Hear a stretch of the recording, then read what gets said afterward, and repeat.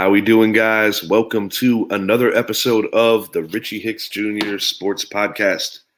On today's episode, we are going to be honing in on some of the action going on in the NFL on Sunday. But before we do, we got to talk about some of the happenings that went down on Thanksgiving Day. We're talking about a late Josh Allen heroic drive that kind of tamed the Lions. We're talking about the big G's coming up small and big D.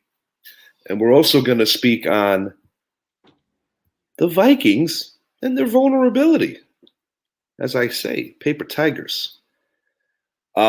Thanksgiving, a lot was revealed. I think we learned a lot on Thanksgiving Day. And I think we're going to start with the opener. The Lions hosted the Bills, and I got to give you credit here, Zap. You definitely called it in terms of that it was going to be a lot more difficult than I myself or many of the people that follow the NFL thought. Lions, poor clock management down the stretch. Mm-hmm. They induced some mistakes by Josh Allen, which gave them an opportunity to win the game. Not to mention a missed extra point that also bit them. The Lions, I'll tell you, as a Giant fan and losing that game last Sunday, that loss doesn't look all that bad after seeing how they played against Buffalo. I got to say that. Lions are headed in the right direction, and I was ready to throw in the towel on Dan Campbell, and now these guys are really playing hard for him. They're starting to actually find an identity. I think Jared Goff is having a nice little second act after looking a little lost post-Rams. You know, obviously he was the other part of that Matt Stafford trade. And he's having a better year than Matt Stafford. Aiden Hutchinson, every bit of deserving of that second overall pick. Amonra, is that correct? Amonra St. Brown, slowly, gradually turning into a superstar receiver. And I genuinely like their play calling. I think the Lions are legitimately turning into a quality football team. Yeah, even after trading away T.J. Hawkinson, that offense has not skipped a beat whatsoever. Yeah, I got to say that. Yeah, they do not miss him right now. Oddly enough, they're still moving the ball with rather ease. Yeah, they are. And, I like that you brought up the point about Jared Goff and how he has kind of rejuvenated his career. Oh, yeah. Bring up a very interesting scenario for the Lions come draft day, for sure. Are they going to stick it out with Jared Goff and use him for 2 more years to draft someone and bring him on slowly? Or are they just going to go for the next best thing? Right now, I think if I'm the Lions, I'm going to go see if I can get myself another star receiver to team up with Amon-Ra. They've already got 2 good running backs in Swift and Williams. There's going to be time, but they still need to fix that defense as well. So obviously it's going to come down to where they're picking. They got pieces, but they definitely as a unit are missing on each layer. Secondary, linebackers, up front. But they do have players. They have some players that are definitely guys you want to build around. Yeah, definitely. And as far as the Bills go, well, a lot of the question marks that I brought up, they still seem to have been there over yesterday's game. The one thing I will say about the Bills, while they did come out victorious, they also suffered a big loss. Oh, yeah. Von Miller suffering a tear to his lateral meniscus. Now, I do know the team has said that they're going to monitor it for the next week or 2. I mean, at least they have 10 days till their next game. No, I'm sorry, they don't 7 days because they play the Patriots next Thursday night.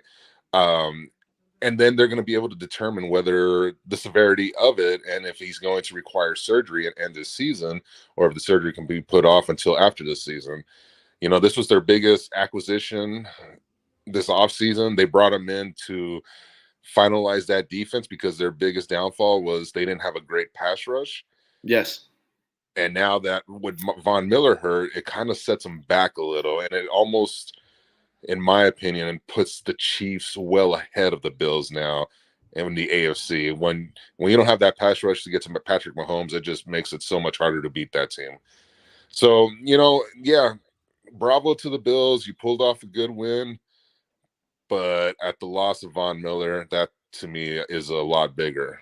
In my opinion, and of course I'm no doctor, whether it's right or not, similar to the take I had on Josh Allen, I think as long as it's not crazy detrimental, just knowing the kind of dog that Von Miller is, he's going to play through it. He'll have off-season surgery, I believe. I could be wrong. It could be a season ender, but I do believe that that's not going to be the outcome. And I'm not saying it's the right choice. I'm just saying what I think is going to happen. Yeah, I think so, unless if it's that can result in a tear of his ACL or something like that. Right. They're going to weigh the risk reward, but knowing the kind of player that Von Miller is and his age, exactly. His sign, I believe it was a 5-year deal, but personally, I don't necessarily think he's going to play past year 3. That will be revealed. The franchise, there's guaranteed monies and there's other incentive-laden things in that deal. But no, the Bills are vulnerable right now. I think an advantage that they have and a break that they're getting is the fact that both the New York Jets and the New England Patriots don't necessarily have that guy at the quarterback position that can truly create for himself and just take things over. The Jets have it worse than the Pats. And we'll move it along to the Pats since we are talking about the AFC East. I thought a valiant effort against the more talented Vikings team. Ramondre Stevenson once again takes over that lead back role because Damian Harris once again got injured. Patriots did a damn good job of limiting Dalvin Cook, but what they're undoing was the combination, or actually the trio, I should say, of Adam Thielen, Justin Jefferson, and TJ Hawkinson. Kirk Cousins played a solid game. But when I look at this New England team, I see a team that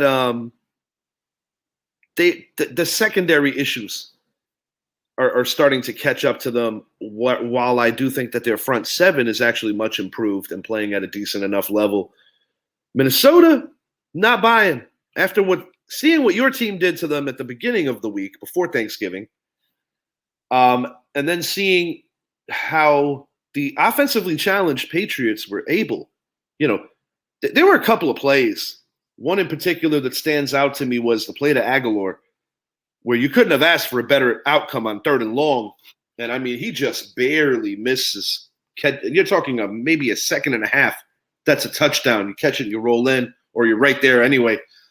I said it before on the last show. I think the Pats are going to get in the playoffs because of the fact that I think the Jets just have too many issues, and we're going to touch on them in a little bit. As far as this Viking team goes, yes, the North is pretty much sewed up. But as a fan of a team that is vying for wild card position, because after getting swept by your guys, I don't think that we're in a position to win our division. If I had a choice between being the 6th seed or, say, being the 7, I'd rather be the 7 because if there's any team in that first round that we match up better with and we just have a better chance, it would be the Minnesota Vikings. Because I certainly don't want to play the 49ers. And I mean, maybe Tampa, but we would have to be in a higher situation, and I don't think that we're going to get back in that 5 spot. Yeah, especially after loss yesterday. Yeah. It would take too many variables, too many things to happen. Like your team would have to go on some weird spiral, which I don't really see happening. But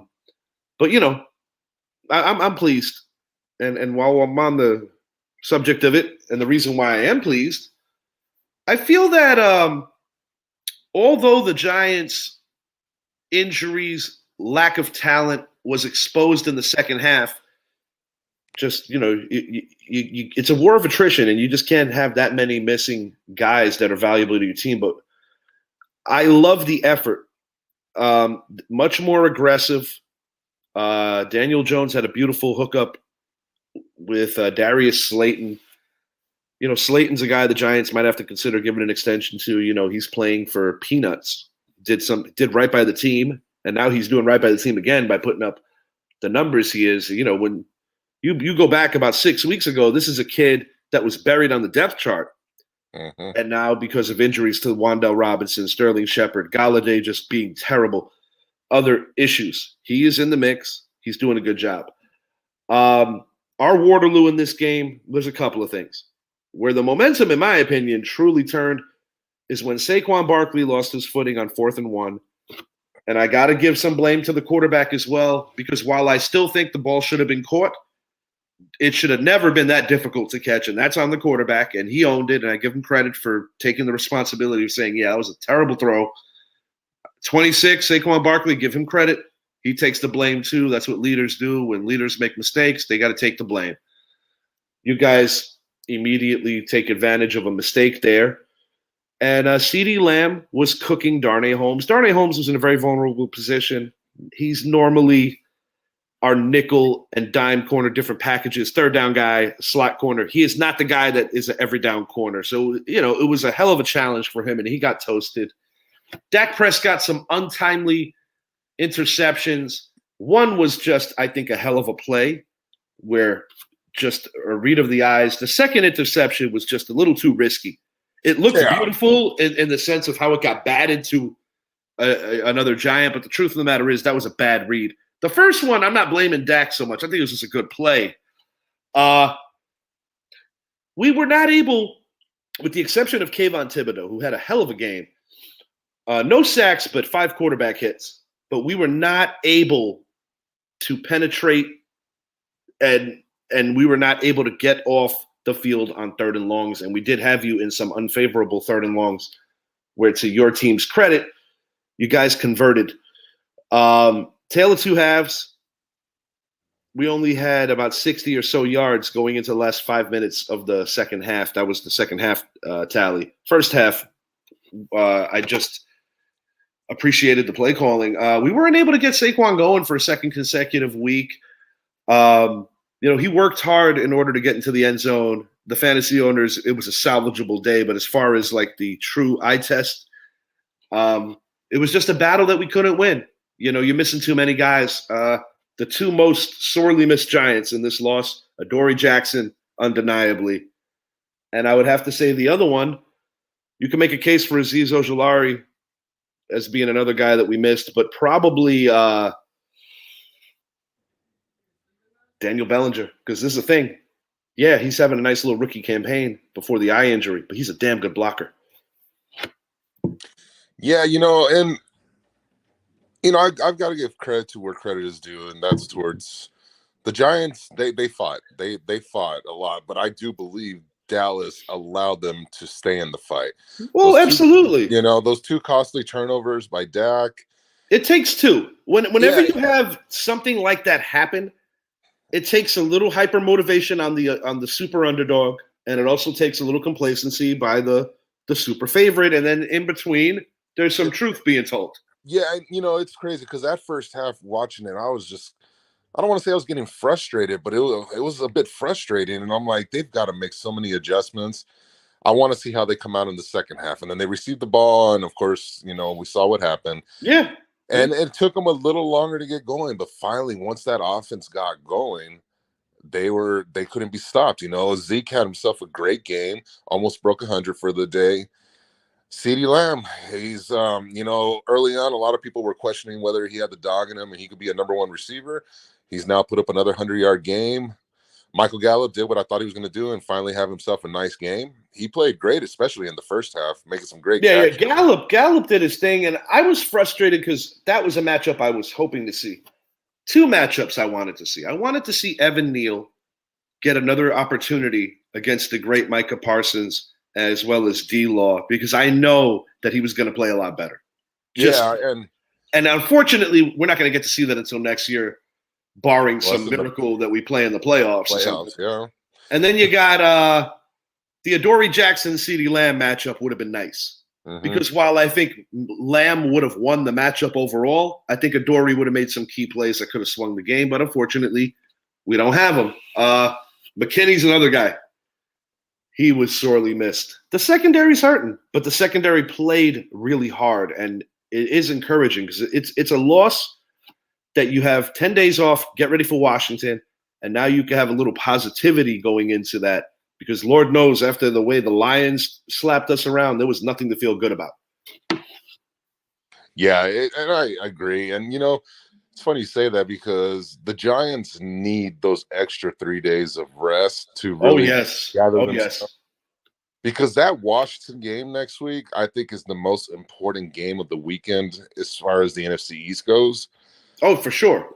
Because it could very well be where Washington is coming into that game half a game behind, and if they win, especially if they win this weekend against the Falcons, they're going to have even more momentum going for them. Taylor Heineke has been on a roll. He's only lost one Yeah. game since he started, Dude's playing well. and and it's one of those that I don't want to say it's a make or break type of game, but it would pull you guys out of the playoff picture altogether. And you guys have a pretty tough schedule to go for the remainder of the season. So it's one of those, the Giants, they took their blows, they lost the game. You have help on the way. The season is not lost. No, But not by any means. And going into the Dallas game, I was telling a lot of Giant fans that I felt that we had to win 3 out of 7. right. But I'll be honest, Washington does have 5 losses. Detroit has 7 now. Those are the 2 teams that were legitimately trailing us. I mean, currently Seattle's behind us, but I'm already penciling them in as a win. We're going to hit on them momentarily. I guess what I'm trying to say is, and I think you were already kind of alluding to it, the 2 games with the Commanders and the Giants are going to be huge. Giants have to at least split. Because, like I said, the one thing we got going for us is we still have one less loss. Sunday is going to be interesting because you have the Falcons traveling to DC. The Falcons have kind of lost their way after being neck and neck with the Bucks. But the thing is, this is one of those games. And every week you get this could be one of those games. I'm going to be honest, take the fan hat off. I think the Commanders are going to win this football game, mainly because I trust Taylor Heineke a hell of a lot more than I trust Marcus Mariota. Plus, they're going to be missing Kyle Pitts now. When I look at who could be the hero, the guy who could carry the weight for the Falcons, obviously you got to say Cordarrelle Patterson. But I just think right now the Commanders, just have a little more going for them right now. And defensively, they're playing at a pretty high level. They're starting to run the ball better. Zap, is that you or me? I don't know. I'm trying to figure that out if it's me. I believe it is you. Okay. Might want to mess with you. Well, it should be good now.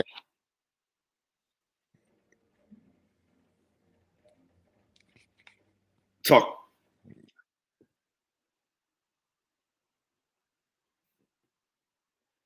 Zap, I'm going to kick you. Come on back. Actually, I don't think I can. Do you got me now? Now I got you. Okay, there we go. I'm sorry. So what I was basically saying is I just think the Commanders right now are just in a better place in general than the Falcons are. I expect them to be able to run the ball. I expect them to just win the turnover battle. And I expect them to play better defense. I'm going to go Commanders 24, Falcons 23. Falcons make it closer than it should be, Yeah, but the Commanders are going to win the game. Yeah, I think this is one of those games where if it was in Atlanta, I'd feel a lot better about the Falcons. Yeah, for sure. The Commanders might be getting Chase Young back to an already very good defense, and that's a lift that if they get that lift, I mean, come on. Like we've said before, Terry McLaurin has really taken off ever since Taylor Heineke took over the starting position. And I don't see anybody in that secondary that could cover him. Yeah.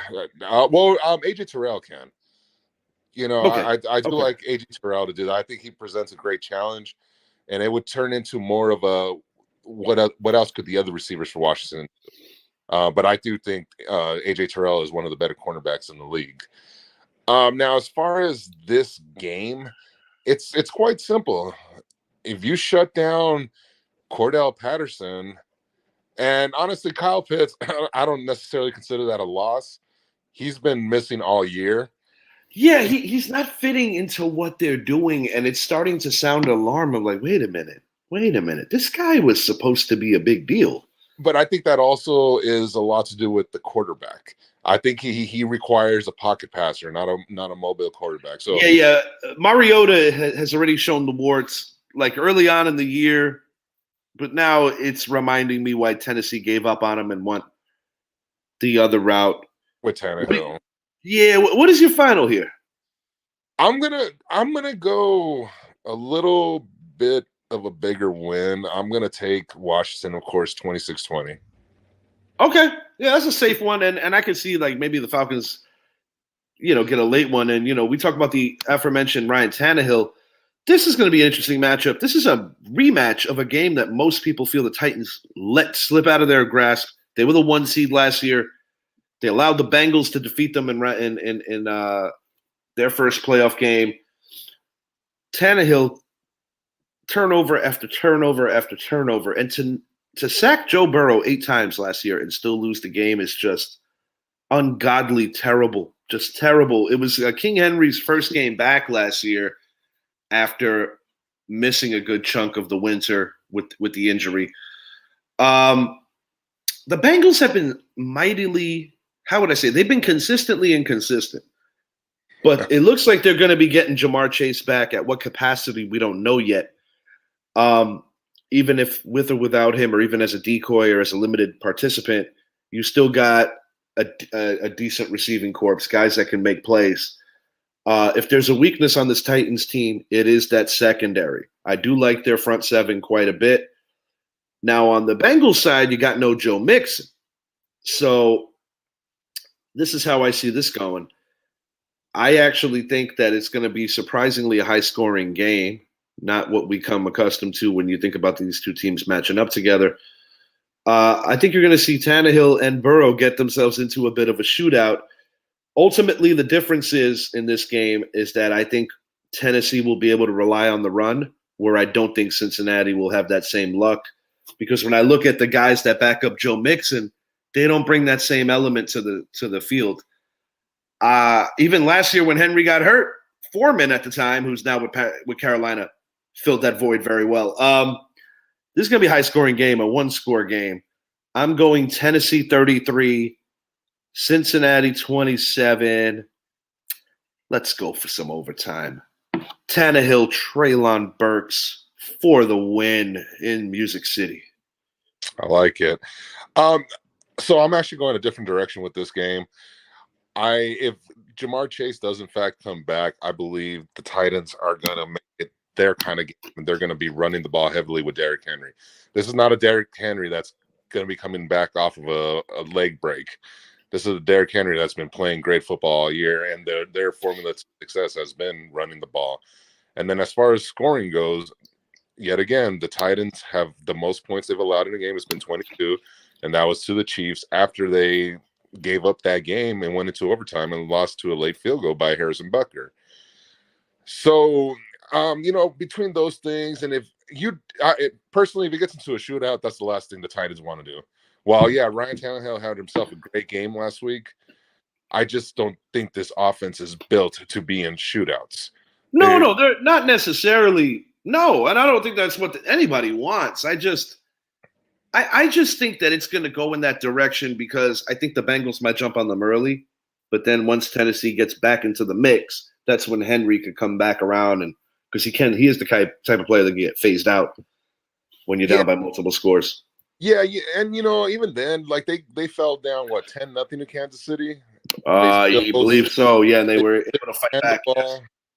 They still ran the ball, controlled the clock, and it was unfortunate they had Malik Willis in that game because if they had Tannehill, they were winning that game. Probably.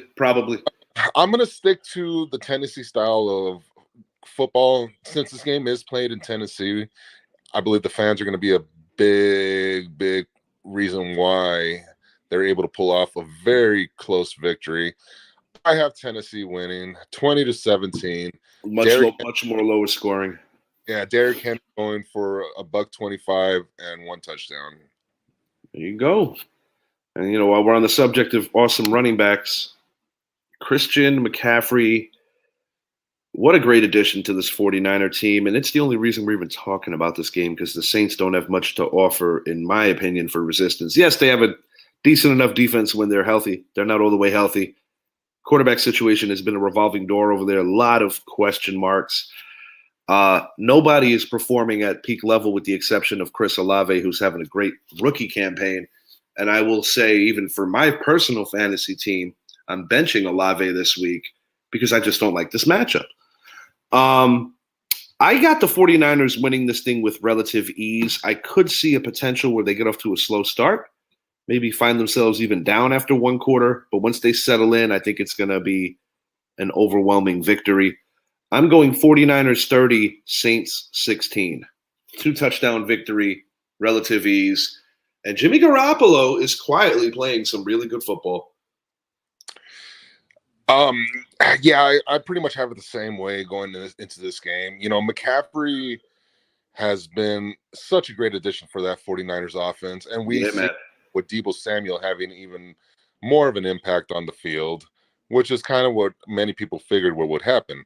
Yeah, for sure. I think this week is going to be more of a Christian McCaffrey game, and where he's going to get over 100 yards on the ground and 50 yards receiving. I can see that. Get himself a couple touchdowns. Defensively, this 49ers defense is one of the best. You know, yeah. D'Amico Ryans, what he has done with that defense, even after losing a couple players here and there, it's phenomenal to watch that defense. It really is. They are really talented Is there anything this team doesn't do well? I mean, well, not much. Where they have to rely on Jimmy G. That could be a little scary. It happened last year, but they do have more weapons now, so it is interesting. It is interesting. And Jimmy G, the guy had himself a great game last week. Yeah, for sure. You know, but yeah, ultimately, I think there's more to this Saints team that we're not seeing, and maybe some people are seeing, but I think there's a lot of problems in the locker room, and that's because Jameis Winston, he came on live TV saying, you know, this offense was meant that you don't lose your starting job if you get hurt. He feels like he's planting the seed that, in his opinion, he kind of got snaked and lied to. And I mean, if that is the case, he did get snaked. Because there was at no point why Andy Dalton should have remained the starter. I have to agree with you. I can't justify that either. You know, so I think there's a lot more issues with this Saints team. Obviously, the loss of Mike Thomas for the year. Jarvis Landry has been out. Olave has been their one bright spot. But, hello, you're facing the 49ers defense this week. Yeah. I'm playing Boyd, bro, as my third receiver. I'm not even looking at Olave this week. I don't feel good about that matchup. Yeah, I don't blame you. I mean, you're going to beat Brett either way, so I think you're good. But, no, as far as this game goes, almost similar type score. I have the excuse me. I have the 49ers winning this one 31-13. Yeah, damn near the same score as me, and oddly enough, it's going to be something similar to what I'm looking for here. This could be one of the biggest beatdowns. And it's a shame because just a few years back, when Jared Goff was still quarterback of the Rams, they had an arena league style game. I'm looking for watch. Yeah, it was pretty awesome. You're not going to see anything even remotely close to that this time around, or at least maybe not on the Rams side. Yeah. Patrick Mahomes is going to basically incinerate this defense because this defense is missing pieces. Offensively, their O-line is just a shit show. Let's call it what it is. They are bad. I think Matthew Stafford's going to be in for a very long day. This is a team that no longer has the services of Cooper Kupp, who's recovering on IR. And if I was the Rams, I would shut him down for the year. He's too valuable for your future. I like the Chiefs winning this thing really handily. I'm going, yikes. I'm going to go Chiefs 45, Rams 3. Rams 10. It's going to be ugly. Ugly. Yeah, and you would think that with the Chiefs missing McCall Hardman as well as Kadarius Toney this week, that their offense would slow down. That doesn't matter. No, sir. As long as you got that security blanket who just recently jumped over Rob Gronkowski, Travis Kelsey, I'm talking about. The connection with him and Mahomes is just, it's phenomenal. And I wouldn't be the least bit surprised if they surprise us and actually run the ball a little more here. Because I think with the Rams, you could beat them in so many ways right now. They are one of the worst imitators of what you would call a defending champion. And you made the point on our last show. This is what happens, and this is what the other side of buying a championship looks like. You get some injuries, you lose some free agents, you can't afford guys, and all of a sudden, the same, for the most part, the same guys who won a Super Bowl just a year ago look completely lost and so far removed from greatness. And it happens just like that. Yeah, and you know, and when we're seeing Jalen Ramsey getting burnt on multiple occasions this year, there's just too many issues right now with that Rams team. Their offense is. You don't have Cooper Kupp. You really think Allen Robinson's going to come out and explode now? He had a chance last week and he didn't. Van Jefferson, he's been reintroduced into the offense for a few weeks now. It's not enough. They finally used Cam Akers last week to the tune of, I believe, 52 rushing yards, but no. Just right now, this Rams team, they are designed to play the Houston Texans, and that's about it. Yeah, it's really terrible just what happened to them ever so quickly. Yeah, and then you talk about a team that won the NFC last year, won the Super Bowl last year. Now you're going to slide it over to a team. This is another similar situation. You got last year's 1 seed versus potentially this year's 1 seed. The Packers, once again, Devontae Adams trade, quality draft in the grand scheme of things. Looks like they did all the right things. They have a generational talent at quarterback who's going to be a first ballot Hall of Famer, but he's not happy. They're traveling to Philly. An Eagles team who looks like gradually the league is starting to figure them out.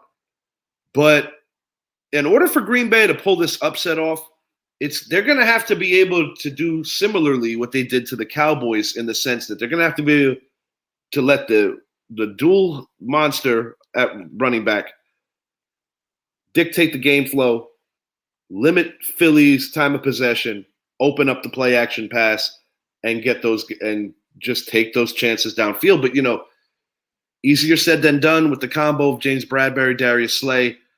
I just don't see it. And quite frankly, I don't think the Green Bay Packers have the answers to stop the Eagles' run game. I just don't think this is a good matchup for the Packers. Yeah, this this is a game where I wish I could sit here and say, oh, the Packers are going to come out. They're going to take one away in Philly. It's going to put Dallas game back of the division and make that December 24th game even more important. No, I don't see that. While they have a first ballot Hall of Famer, I believe he is his days in Green Bay are coming to an end. I think there will be a trade in the offseason.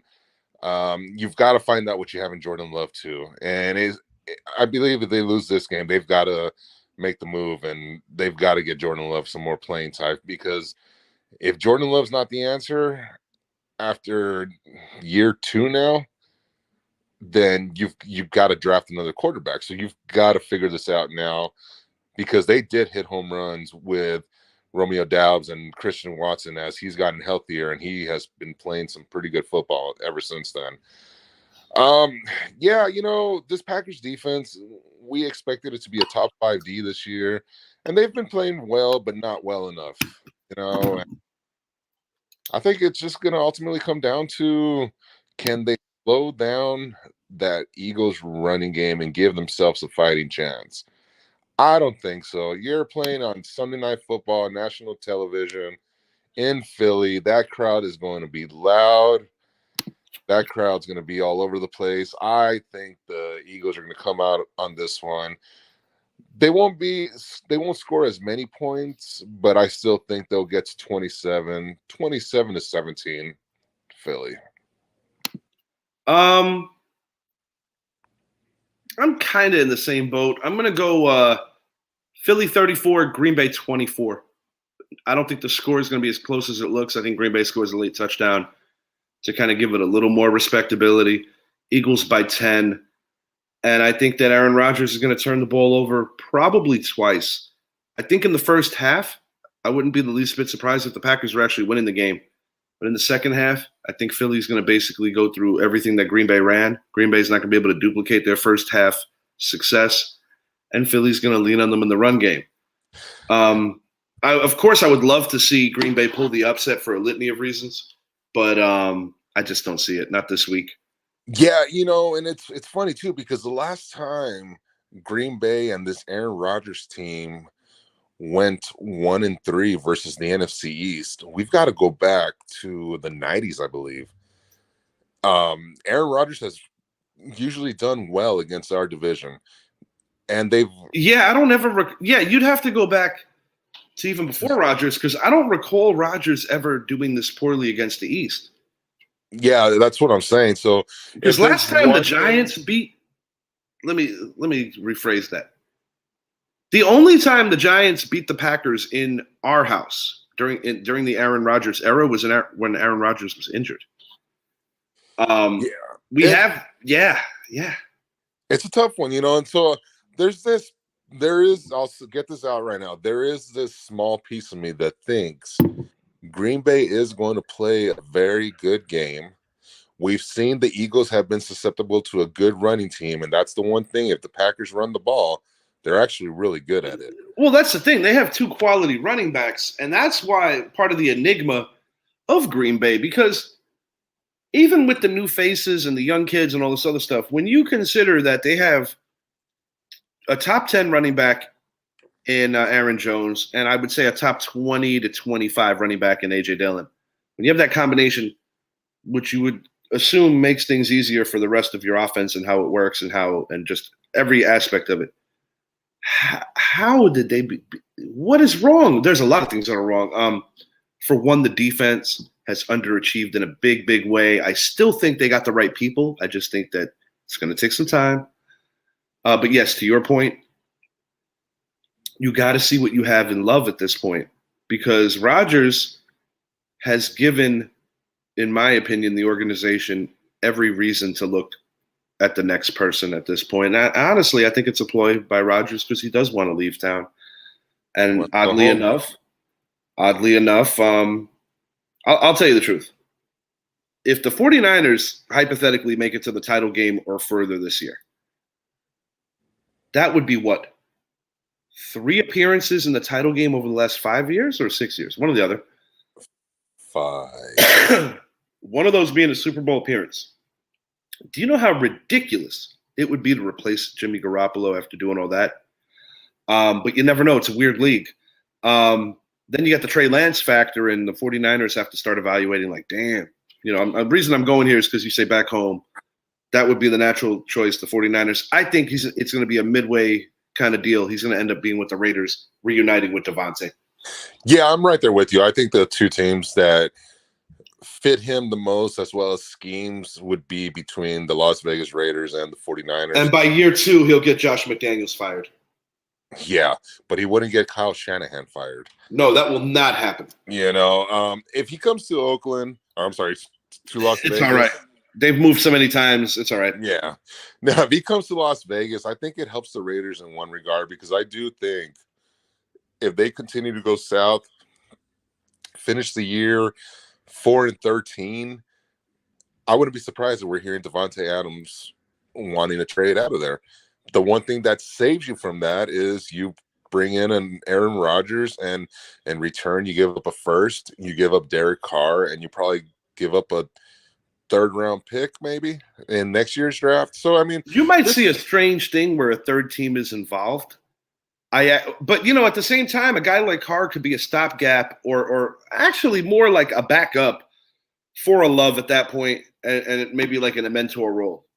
Because one thing about Carr that a lot of people don't know is that he's actually incredibly humble, and he's not the kind of dude that if he got demoted would be like, oh, the hell with the NFL. I don't want no parts of being a mentor, because he's actually quite that human being in terms of who he is as a person, believe it or not. even if they are living together and they are rooming together. Living together. Yeah, they're living. I'm like They're Brett. rooming together. Yeah. I can't wait for the montage of Brett hot quarterback takes. We're gonna have some fun with that on TikTok. But yeah, we're in pretty solid agreement here. The clock is ticking on Aaron Rodgers' time in Green Bay, barring. I just don't see it, dude. I don't see this time is the last time. It gives me the Favre vibes when Favre was trying to get out of Green Bay. Yeah. This is interesting. You got Jeff Saturday making his third career head coaching start. 1-1, could very well be 2-0. His Colts played a hell of a game in a losing effort to the Eagles. They had him. They almost had him. On the flip side, Mike Tomlin experiencing his first losing season as a professional head coach. Not fair to so much as really blame the man. So many other moving parts going on over there, but there have been some good things. I think that they found QB1 as well as wide receiver 1. You still have the great TJ Watt, who once the Steelers defense is all the way healthy, they're always going to be competitive just because that's their bread and butter. Najee Harris, off year. You brought it to my attention when the year first started about the Liz Frank injury. There was a lot of controversy with this Saturday move over with Indy, but I think he is quickly proving people that, hey, Jim Irsay might have been drunk, but maybe he knew what he was saying this time. I love the job that Saturday's doing with these Colts. They're getting back to being who they are. And I think I said this to you not too long ago, but if this move would have been made a little earlier, I actually think that the Colts may have gotten back into this playoff race. While they're not mathematically eliminated, there's just too many obstacles to climb in that ultra-competitive AFC. As far as the game goes, I expect a close contest. I think the Colts are going to win this thing. I'm going to go 24-20. It's going to be close. But I think, I think they make enough plays. And actually, no, back that up. Let's go 24-16. 8-point Colt victory. Yeah, I like the Colts by 8. So the one thing I think the Saturday hiring has looked very smart so far. Yeah. You know, he had a great opening game, and he got to also experience the other side of things by giving up a late lead. But the one thing that's been consistent over the last 2 weeks is he has utilized Jonathan very well, and Yeah, that's how he has to use it. Yeah, and that offensive line has been blocking much better. Convenient that you hire a guy that was a former center, all-pro center at that, you know. I think the Colts are going to come out and have themselves a good game. Like you said, they're not out of the playoff race yet. However, it gets interesting if they win this game. Next week, though, they've got to travel to Dallas. So it's, the Colts have been on that roller coaster ride where I think this week they're going to come out on top. Next week, we'll talk about later. But as far as the Steelers go, they have pieces there. This should by no way be the season that gets Mike Tomlin fired, because he's giving you the rest of his career as positives, There's no conceivable way that the man gets fired unless if there was some real heat between him and the Rooneys, which we know is not the case at all. He is loved by that family. I do think that there's a contingency plan in place, and I said this before, Brian Flores to ultimately take over. I think that was a plan of the Rooney family as well as Coach Tomlin in advance.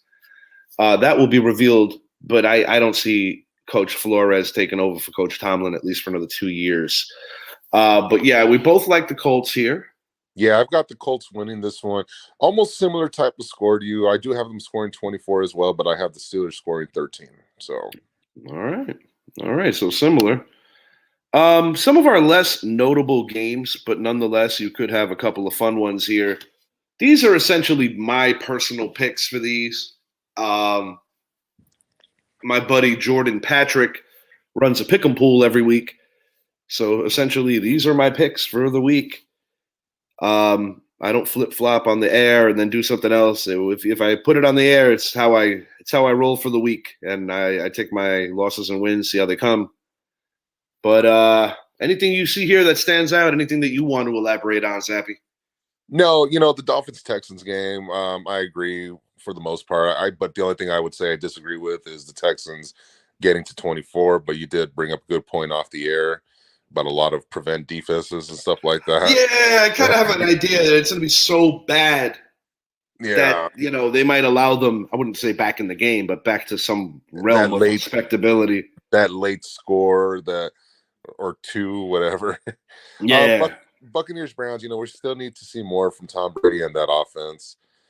The one I don't agree with, actually two of them. I actually think the Panthers will pull this game off. They are bringing back Sam Darnold into the starting position, and we're gonna see a combination of Deontay Foreman and Chuba Hubbard running the ball, and I think that's gonna be huge. Denver, they took another loss to the Raiders last week, and they just haven't. Russell Wilson is on pace to have, I think, 15 touchdowns for the year passing. You don't pay a quarterback that much money, let alone trade the amount of assets you had to get that. This has been I am an so thankful that atrocious. the Giants didn't entertain that when a couple of years ago people thought they really were going to do that. I'm so thankful we didn't go that route. I noted that off air you made a mention that you kind of like the Jaguars for the upset.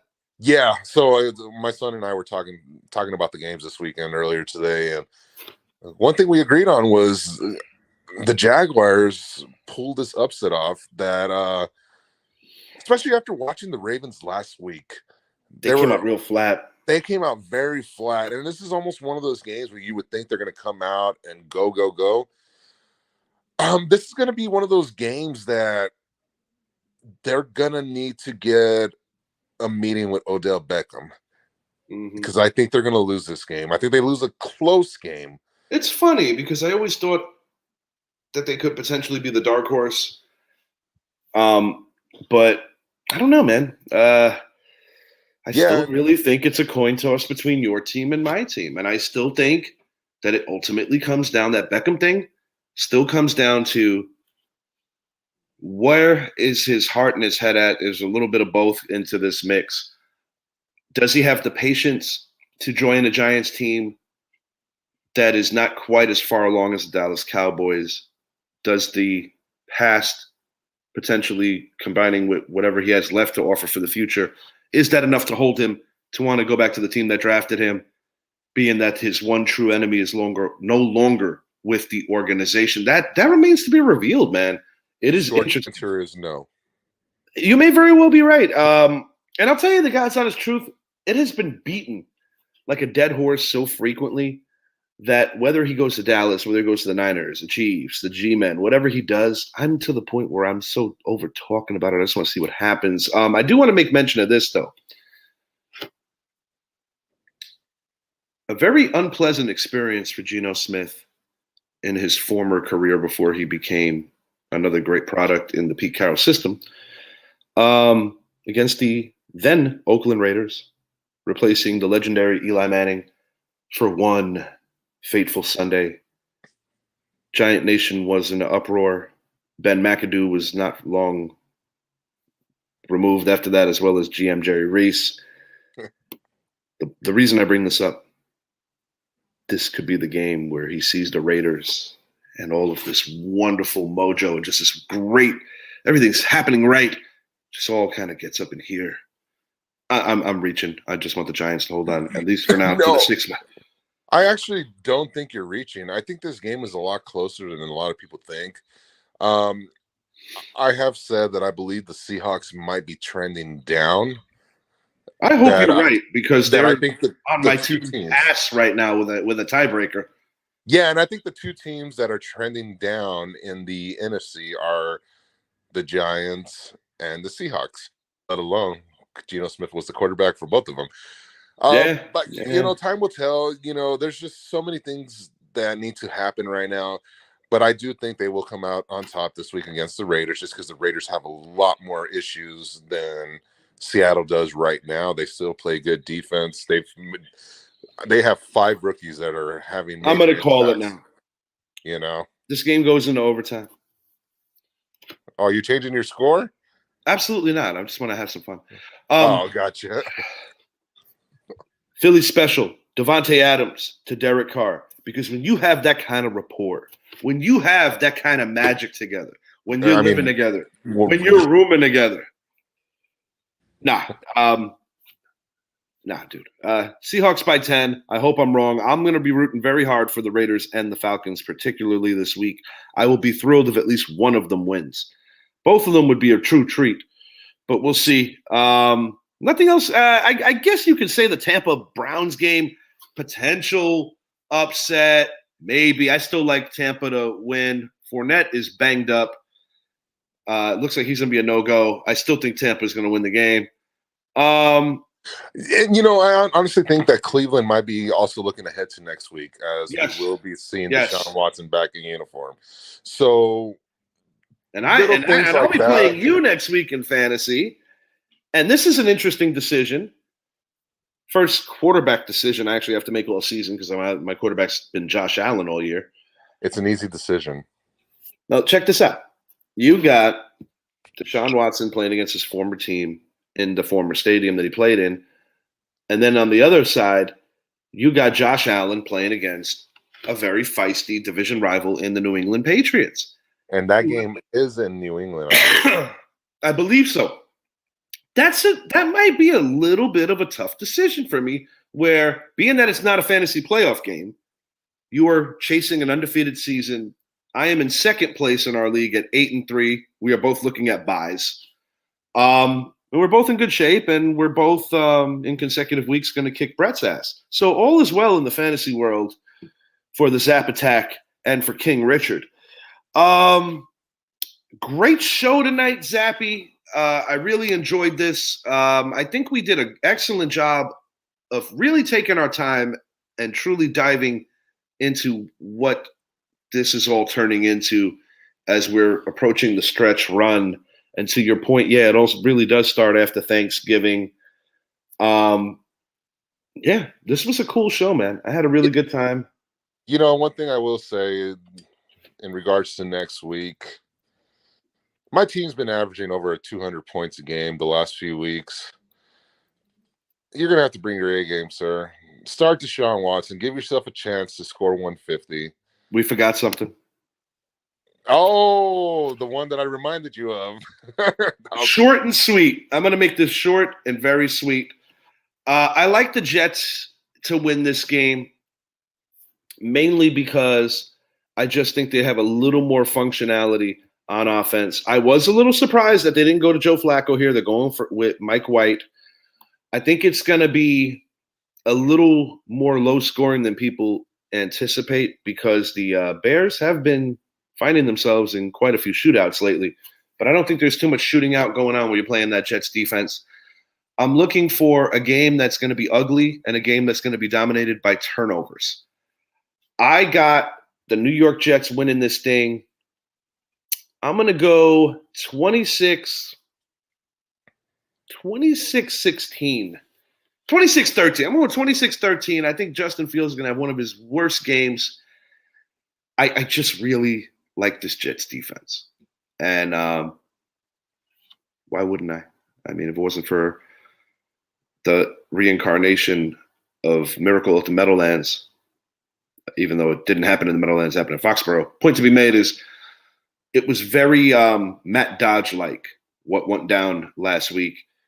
Jets just can't seem to beat the Patriots no matter what year it is. But this is a much improved Jets team, and I said this off air to you. If they got anything wrong, it was quarterback. Because when you look at this roster, they did a lot of good things.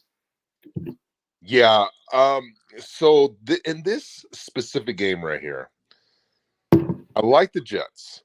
However, I would not be surprised at all if the Bears came out victorious in this game, because if there's one thing about this Bears team is they can run the ball.